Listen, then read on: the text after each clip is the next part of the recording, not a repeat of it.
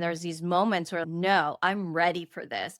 I'm ready to set things up differently. I'm ready to not just make a lot of money and be able to give percentages to causes that I care about, but I also want the things that I'm building and the things that I care about to do good for generations to come and to be inclusive and to also free lands. So some of us are thinking more than just about our own fountain of wealth.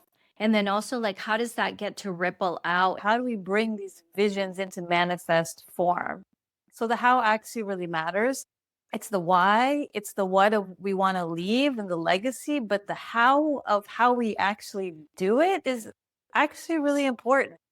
And I think that's where we don't really have good blueprints or templates, because right now the how is the capitalism, the how is the patriarchy, the how just doesn't fit. And it's like, how do we figure out what the how is that works for the collective, but also for each of us based on how we ideally operate?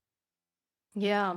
And there isn't an absolute answer for that. And maybe that's frustrating to hear, but also can feel really liberating to also be in the magic and in the curiosity of what happens when we gather and we create this web of people who care and people who are interested not just in the spiritual component of being alive, the material, and then also the impact of those two.